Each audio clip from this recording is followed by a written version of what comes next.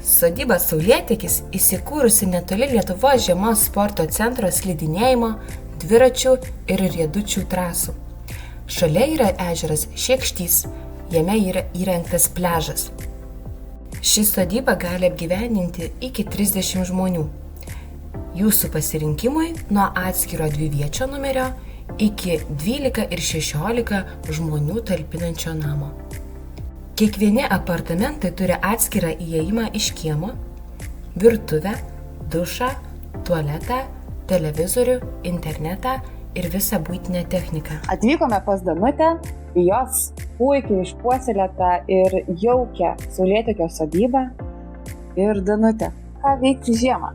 Kadangi sodyba mūsų įsikūrusi labai patogioj vietoj, šalimais turim žiemos sporto centrą, slidinėjimo trasas, tai pas mus atvykęs klientas gali gauti sporto inventorių, slidinėjimo inventorių ir naudotis žiemos centro teikiamomis paslaugomis. Grįžęs po slidinėjimo, gali gauti pirties paslaugas, kubilo paslaugą. Jūsų sodyba tikrai pritaikyta įvairiausiams šventėms. Kaip matau, šita erdvė puikiai tiktų vaikų gimtadieniams ar netgi krikštynams, tiesa? Tėveliai gali saugiai stebėti savo atžalas, visas aikštelė visa matoma ir vaikų žaidimo aikštynas matosi. Taip. Ir kas geriausia, užtverta teritorija, todėl mažieji niekur neišbėgs į gatvę. Saugu ir linksma. Kas gali būti geriau, ar ne?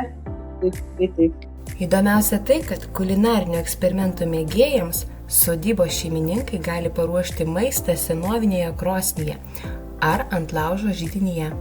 Šioje sodyboje siūloma rengti seminarus, banketus, organizuoti sporto ir kitas stovyklas, švęsti vaikų gimtadienius, krikštynas, vestuves ir kitas šventes.